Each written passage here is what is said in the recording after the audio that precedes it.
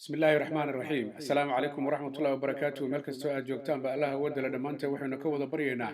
inuu naga wada badbaadiyo cudurka samareenka ee coronavirus-ka baarisidiisa kala duwan meel kastoo dunida aan ka joognaba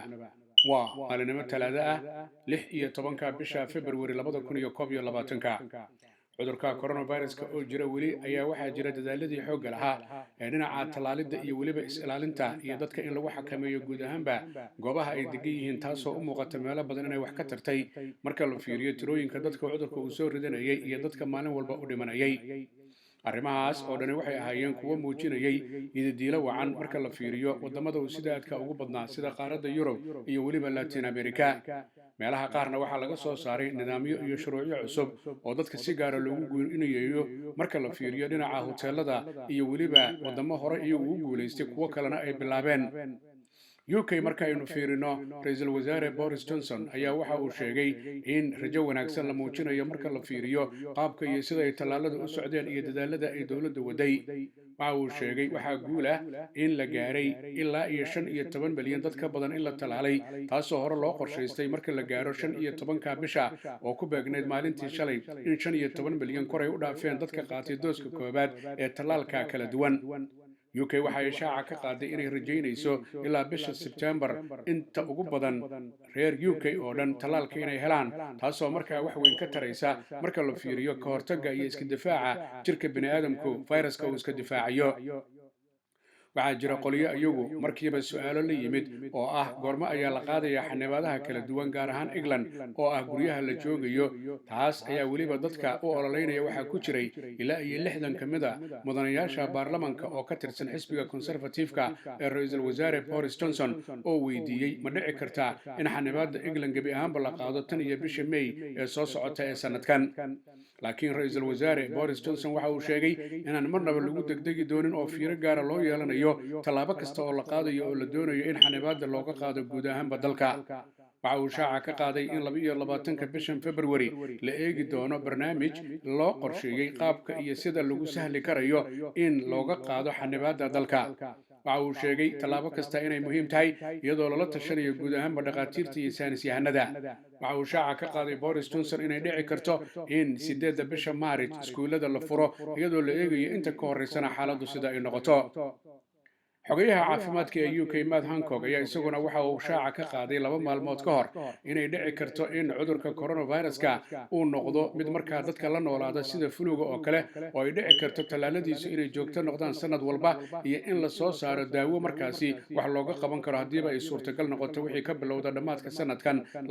2021 saynis yahanada dhaqaatiirtu waxay sheegeen marka la isbarbar dhigo coronavirus-ka iyo fulugu inaanay shaqo isku lahayn oo infectioniska coronavirus-ku ay yihiin kuwa khatar marka la fiiriyo aadanaha sida uu asiibo sida uu u waxyeeleeyo iyo weliba sida degdegta ay ugu dhintaan laakiin reer UK guud ahaanba waxay ku dadaalayaan dadaallo xoog leh oo ah tallaabo kasta oo wax lagu sahlayo in laga fiirsado aan sidii hore markaas loogu degdegin wararkii ugu dambeeyay ee UK marka la fiiriyo waxaa kamid ah in maalintii shalay laga dhaqan geliyay UK gaar ahaan England meelo kamid ah in markaasi dadku markay ka imanayaan 33 waddan oo adduunka ka tirsan oo loo arkay inay khatar halisa cudurka coronavirus-ka u yihiin waa 33 waddan dadka ka imanayay shalayba in lagu bilaabay in la geeyo hoteelo Heathrow oo kale dadkii ka soo degay waxaa la geeyay hoteelo kuwaasi oo ku jiraya 10 maalmood dadka ayaa waxaa hore loogu sheegay guud ahaanba ka imanaya 33daas waddan ay kamid yihiin wadamada South Africa iyo Brazil iyo weliba Portugiiska in inta aanay dalka soo gelin ay galaan qaab iyo nidaam online-ka ah oo ay markaas isku diiwaan gelinayaan mid kamid ah hoteelada iyagoo lacagta ku baxaysa qofka 10 maalmood ay tahay ee uu dheelka ku jirayo lacag gaaraysa 1750 gini taasoo isugu jirta lacagta hoteelka iyo weliba gaadiidka iyo tijaabooyinka amaba testiga laga qaadayo qofka cudurka inuu qabayo haddii ay dhacdo dad inay isla socdaan ayaa qofka labaad ee isaguna weyn waxaa lagu sheegay 650 iyadoo ubadka u dhaxeeya 5 sano ilaa 12 sanana lagu sheegay lacagta 325 dadkii ugu horreeyay ee soo degay ee hoteelada la geeyay ayaa ka dayriyay xaaladda la gooniyeynayo taasoo ay sheegeen inaanay habboonayn oo aanay hore ugu diyaar garoobin marka la fiiriyo laakiin qof ka mid ah dadkaas oo la hadlayay warbaahinta waxa uu sheegay hoteeladu inaanay ba'nayn oo ay yihiin hoteelo aad u wanaagsan marka la fiiriyo xagga jiifkooda iyo muuqaalka waxaa daba la eegi doonaa guud ahaanba barnaamijkan bilowday dhinaca hoteelka dadka lagu gooniyeynayo qarashkan ay bixinayaan inta uu soconayo iyadoo dabcan ku xiran had walba dowladda UK siday u soo hadal qaado iyo barnaamijkaas siduu u meel maro intaba maalmihii ugu dambeeyey marka la fiiriyey UK maalintii jimcihii waxaa la arkayay tirada dhimashada 758 maalintii sabtidii ee xigtay waxaa la arkayay 612 ruux maalintii xigtay ee axaddii waxaa la arkayay dad gaaraya 258 inay dhinteen iyadoo maalintii shalay oo isniinana la arkayay tiradii ugu yarayd ilaa iyo 230 ruux intaas waxaa dheer tirada soo ridashada maalmihii ugu dambeeyey inay hoos u sii dhacaysay iyadoo markii ugu horreysay 10,000 ay ka yaraatay maalintii shalay oo 9,765 ruux cudurka laga arkay taasoo ay u dambeysay markii ugu dambeysay ee 10,000 dadku ay ka yaraadaan labadii bishii Oktoobar ee 2020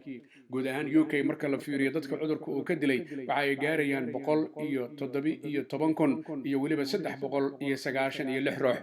marka daba la fiiriyo qaybaha ay ka kooban tahay UK ayaa waxaa la fiiriyay celcelis ahaan cudurka coronavirus-ka siday ugu kala horeeyaan England ayaa waxaa lagu sheegay 80kii qofba hal qof inuu cudurka coronavirus-ka qabo North Ireland marka la fiiriyo 75 qofba hal qof ayaa cudurka qaba Wales marka la fiiriyo 85 qofba hal qof ayaa cudurka qabta Scotland marka la fiiriyana 150 qofba hal qof ayaa qaba cudurka coronavirus-ka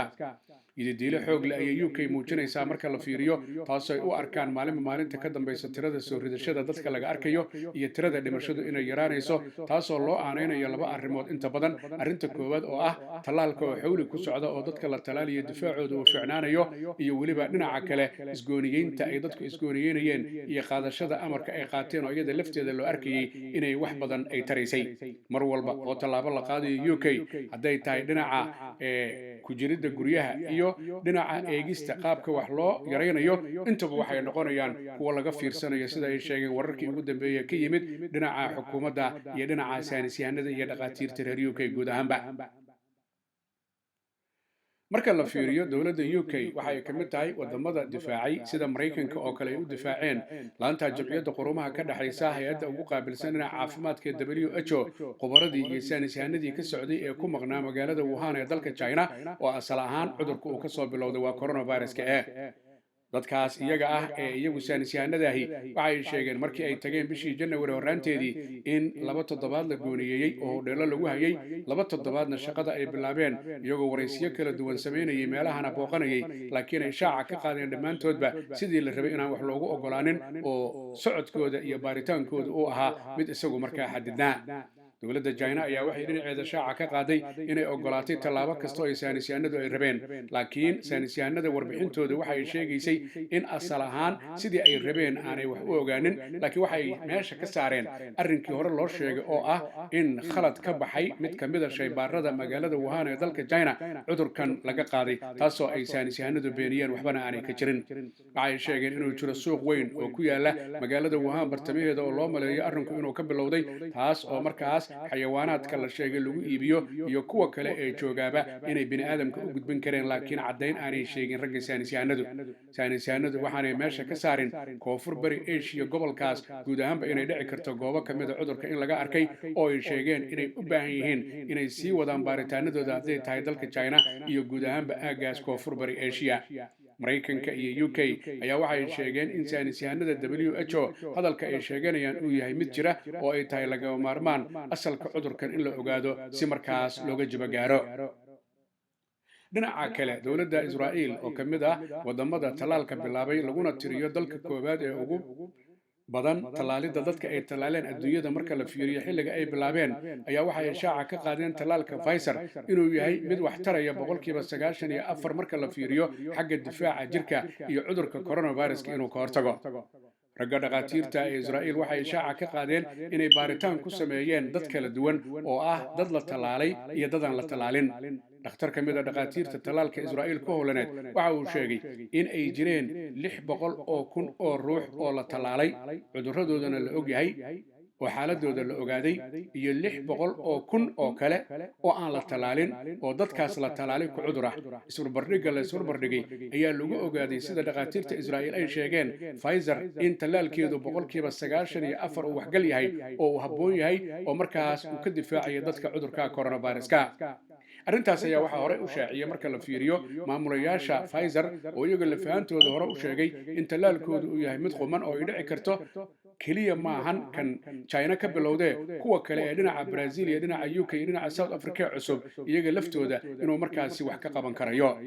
marka daba la fiiriyo guud ahaanba tallaalada dunida ayaa waxaa loo arkaa inay yihiin kuwo wax taraya haddii ay yihiin shirkadaha Pfizer iyo BioNTech haddii ay yihiin AstraZeneca iyo Oxford haddii ay yihiin dhinaca Moderna haddii ay yihiin Sputnik V ee dhinaca Russia iyo weliba kuwa kale ee China ee Sinovac iyo Sinopharm iyo weliba tallaalo kale